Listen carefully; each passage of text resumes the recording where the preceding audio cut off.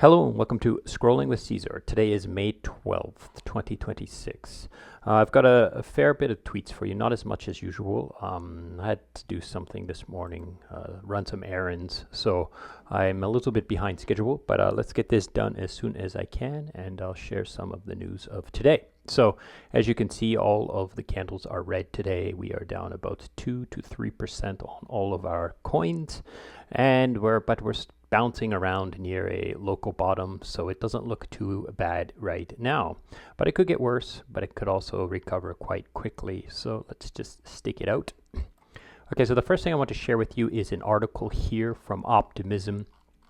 They are talking about how EtherFi moved all of their assets to OP mainnet. Okay, now there's a lot here. You can read through this. I'll share this tweet with you, but I'll kind of TLDR it for you. So they moved about $220 million worth of assets across, about 70,000 active Visa cards, maybe 300,000 accounts are all moved over in just 3 days with no downtime. So that's pretty cool. Now, the reason why they did it is because they needed some ultra low fees, fast finality, like 250 milliseconds, and some reliability for their high volume credit card. Their credit card is doing really well, so you can kind of, think about that. I use it myself now, and maybe I'm a little bit biased because I wanted to get more use because I like it, I enjoy it. So I get paid back my cash back in ETH, so it's like I'm buying ETH every time I spend money, which is kind of cool. I think that's nice. And so OP has a few things that made this possible, like why this was so easy for them, or fast, or flawless, or whatever you want to call it. Like, first of all, they went from Scroll to Optimism, and they're very parallel environments, okay? They have the deterministic Gnosis safe addresses, so because they can create the same Gnosis safe address, or at least figure out what their Gnosis safe is on Optimism when they deploy there, then they were able to plan this better. They've got faster conical bridges, as well as OFT tokens. And the oracles are already live, Python, Chainlink. Optimism's already an established ecosystem with a lot of infrastructure already there. So that happened, and I thought I would share this. I think it's a pretty cool thing to celebrate, right? It's a pretty good achievement, and it's kind of flying under the radar as far as I can tell. Okay, so moving on, here we have Ethereum Foundation tweeted out this thread here. But I'm not going to read all of it to you, but I will talk a little bit about what is it. They're trying to do this thing called clear signing. Oh, and it says it is now live, right? So I'm going to have to look at this a little bit deeper, since it does say it's live. But basically, an open standard to end blind signing, making human readable transactions default.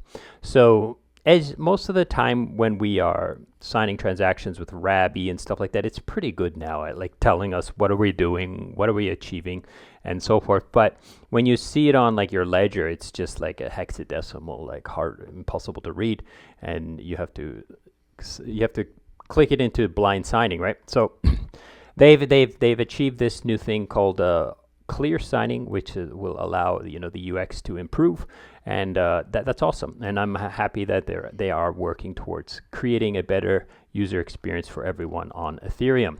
And Ethereum Foundation gets a little FUD, especially with the selling of their ETH, but at least they are producing things that are useful, and they are achieving their goals in some ways, and they are working towards legitimate goals. Okay, moving on. So here we have Liquidity's just reminding us that yield is achievable with Bold stablecoin, and it's quite juicy. 10.3% APR on if you deposit your Bold into Yearn. And Yearn basically bounces you around between the different stability pools, or you can go provide liquidity on Uniswap or Curve and get a decent APR there as well. But this 10.3% is actually its 30-day average. It's not something that's just happened recently because of some large incentives or something, or some huge amount of liquidity has left, and there's a lot of juice there because, you know, not a lot of dilution. So you can get in here and check this out. Now I will shill my website here. I have this secretsandwich.xyz. You can deposit through my front end into these yearn vaults. This one here, stake Y bold, or you can withdraw is from here as well. There's a few vaults in here I have to remove. I'm going to deal with that after this podcast. Because they're being deprecated, and I'll talk about it in a second. But you can deposit through here, and it's pretty straightforward. You know, it's just giving them my referral address. You don't pay anything extra. I get 50% of the performance fees that Yearn is already going to take.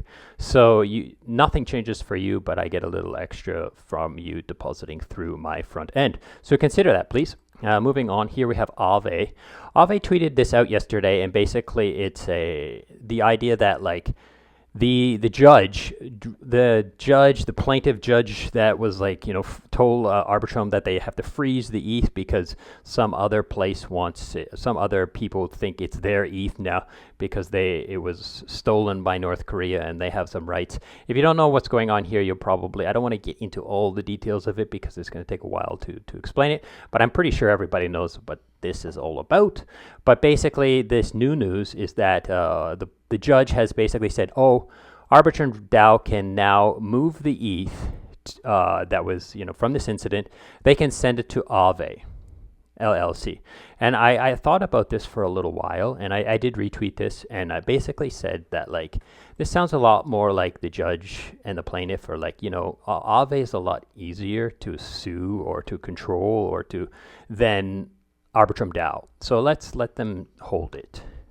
And they don't say anything in here about, oh, they can put it to work or they can stick it into the recovery.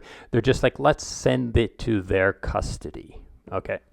So to me, that kind of sounds a lot like not a good idea, but I at the same time, I want this to be fixed as soon as possible. And maybe I'm missing something, and I'm not a lawyer and I haven't read through the entire restraining order, but having them allow it to be sent to Aave sounds a little bit suspect. Okay, I tweeted out today about ETH strategy, and I'm just talking about like in the past, you know, and today. So ETH strategy is a really cool product. I have a video here you can watch. This is one of the videos of one of their products, and you can check it out and decide if you think this is a cool thing or not. But I was talking about, like, in this tweet, I'm talking about the idea that, you know, it's kind of built at the wrong time. There was a time when we were doing terrible, like very questionable, like systems of DeFi. Like DeFi was like, and it just got hundreds of millions of dollars just getting pumped into these things, right? And they were so questionable, so like Ponzi, so crazy, like one-way bonds and just crazy APR farms with like crazy inflation and stuff like that. And then now we have a product that's like basically MicroStrategy's system, but it's on chain and it's using ETH. And we have this thing, and it's not getting the eyes or the TVL or the utilization that it deserves. And I just want to share it. Now, of course, I have bags, so I'm super biased, and I hope you will have bags too, and you could be biased as well. Okay, moving on. Here we have Frax Finance. Frax is talking about this thing. So let me read through this. It's pre-deposits for Tangent open in 1 week with FRX as the default stablecoin along with USDC. So Tangent has these public deposit campaigns where you can deposit your USDC or FRX in here, and you can, you know, get some TAN rewards. So like you can pre-farm these TAN rewards. So it's kind of like points and stuff like that. Now, of course, you're going to have to do some due diligence on Tangent and figure out if this is something you want to expose your money to or whether or not. But I'm sharing it because Frax Finance is so cool, and they just keep going. They just keep expanding and expanding, and protocols are utilizing them and so forth.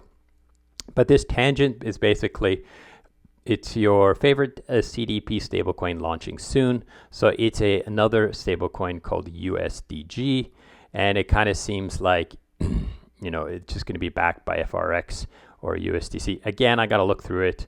I got to find out what's going on here. But, you know, you can I'll share this tweet and you can read through this and decide if this is something you want to play with. Okay, so I got two more tweets for you. So the first one is Arkham. Arkham tweeted out yesterday that like Ethereum Foundation, unstaked 21,000 ETH or $50 million dollars worth of ETH, and it became quite viral, right? So here they are. They wrote an article here that you can click into and read if you want. And here they're basically speculating on the possible reasons why they would do this, right? Now, I think it's more better to just kind of wait to hear why they did it from the horse's mouth. I'm not too sure if Ethereum Foundation's going to tell us why they did this, but to speculate on why they might have done it is kind of silly in some ways. We all did it though. We all retweeted these guys. We all said it was crazy. Even me, I don't understand why they would do it.